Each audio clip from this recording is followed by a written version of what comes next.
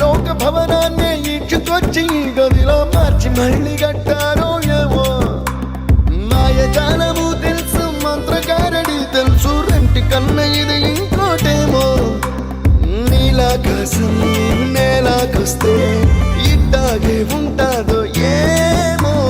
ఈ సంతోషం దాచాలంటే హృదయాలు ఓ వంద కావాలి